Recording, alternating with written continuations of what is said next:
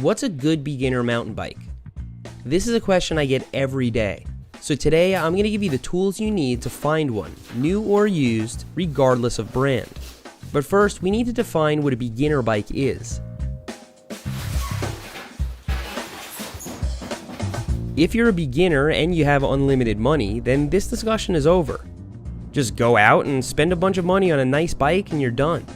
But I suspect that most beginners are looking for the smallest financial commitment they can make, while still getting a decent mountain bike.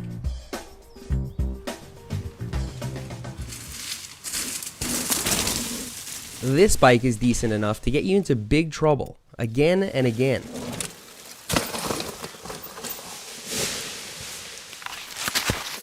Are you okay? Better yet, it's on clearance for $329. I see the bike here. Give me one hand. I can. Thanks, dude. Yes, it's a Diamondback Overdrive, and I ride for Diamondback, but I want you to forget about that today. Because Diamondback may not be available where you live, or you might be looking at a used bike. So today, I want you to pretend this bike is colorless, with no logos on it. How do we objectively determine that a bike is trailworthy just by examining it?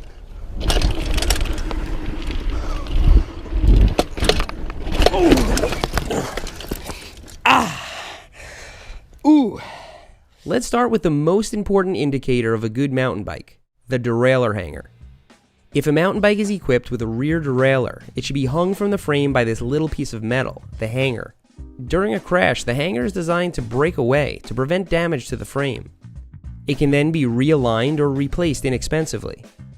That's a lot better than throwing the whole bike in the garbage, which is what you'll need to do if you break part of your frame. So when examining a bike, be wary of band-aid solutions like this, or worse yet, a derailleur mounted directly to the frame. Bikes like these could be one crash away from total destruction, and mountain biking is all about crashing. So a derailleur hanger is the very first thing you should look for to determine if a bike is trailworthy. Even the most entry-level bikes will have a precision-cut, purposeful-looking derailleur hanger right here. So your examination should start and possibly end with that. The next important part to look for is a threadless stem, which you can identify by these pinch bolts here, and these 4 bolts holding the handlebars on. If instead you see this, it's usually bad news. To service or replace anything up front, including the fork, you'll be limited to unreliable parts or vintage mountain bike parts, which are hard to find. Good luck tracking down a brand new mid-90s suspension fork to replace your old one. A threadless stem is not only easier and less costly to service, it's also more rigid. This is not something you want to compromise on. Moving on to the wheels, you need to make sure they have quick-release levers. These are common on entry-level bikes, and they make it so you can remove or replace the wheels by hand without any tools. More importantly, they're an indicator of the bike's intended use. When mountain biking, flat tires are inevitable, so always carrying a 15mm wrench to remove these nuts is problematic. Worse yet, mountain bikes with nuts in the axles are nearly impossible to upgrade the wheels on, and wheels are one of the things you'll outgrow as you gain experience. So on an entry-level mountain bike, you should look for quick-release levers, and if you see nuts, stay away. Next up is the crank and chainring assembly. It should be modular and bolted together, not riveted together as one big piece. I'm sure you can see the problem with that.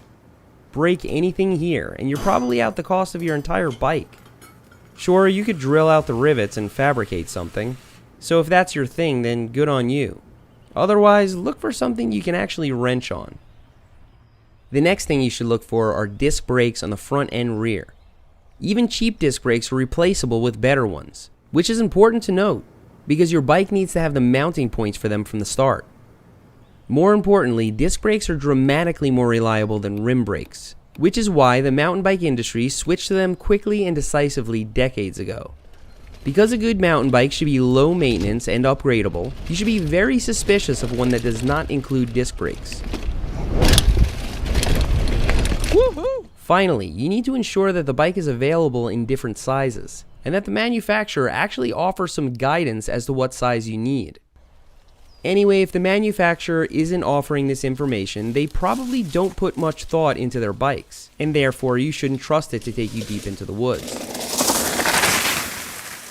I realize this indicator is less objective than the others, but at the very least, you should get a bike that fits you. Although there are many other indicators of a trailworthy bike, they're largely irrelevant if the bike in question doesn't satisfy the requirements we just discussed. So we'll focus our attention now on what you can expect from an entry-level bike like this, and some of the things you can do to upgrade it. First of all, it's important to note that almost all entry-level mountain bikes will be hardtails, or bikes without rear suspension. The linkage required for rear suspension is costly and heavy, so it's generally not worth investing in until you start to breach the $1,000 point. For the sake of simplicity, we'll limit this discussion to hardtails. Hardtails are fun and fast, so they're great to start out on anyway. But sub $500 hardtails are almost always XC or cross-country bikes. XC bikes are optimized for pedaling and laying down power. They're fast and easy to go long distances on, but those advantages can hold you back when you start to dabble in freeride. This is not to say that you can't do a little jumping on an XC bike. It's just that jumps, drops, rock rolls, or any kind of prolonged descent is best done on a trail bike. This black hardtail next to my overdrive is a good example of a trail bike. The raked out fork, aggressive angles, wide bars, longer travel, and shorter stem make it better for the kind of riding I do. Since you can't convert an XC bike to a trail bike, or the other way around, you need to be honest about what you intend on doing on your mountain bike before you buy one. But if your budget is below $500, you're getting an XC bike whether you like it or not. So if you eventually take to jumping and throwing the bike around a bit more, you could feel limited. So here's what I did to enhance the capabilities of my budget XC bike. The biggest thing you can do, hands down, is change the tires. When I threw these wider, knobbier tires on my overdrive, it felt like a completely different bike. I was able to run these tires at a lower pressure, making them grippier and more forgiving. But that's not all I did. You hear all that rattling? That's my chain slapping everywhere. And in fact, it came off entirely on several drops and jumps. To remedy this, I installed a chain guide, which virtually eliminated the problem. This will cost you a lot less than upgrading your drivetrain, which could easily run you as much as this bike. If I were a beginner trying to progress as far as possible on this bike, I might upgrade the pedals as well, and maybe the fork to something like this. Venturing beyond that would not necessarily be economical, and considering a decent trailworthy bike can hold its value well, you'd be better off selling it and upgrading the whole thing. Finally, if you already have a bike and find that it fails some of these tests, you can still gain from this video. If it's currently working for you and you're having fun on it, then keep shredding. If you feel like it's holding you back, you now have the tools to find something a little better.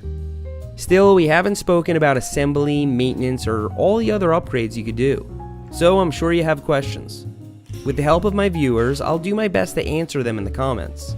So find yourself a good beginner bike and enjoy it, because you're only a year away from selling all your belongings and financing an irresponsibly expensive bike. It happens to the best of us. Thanks for riding with me today, and I'll see you next time.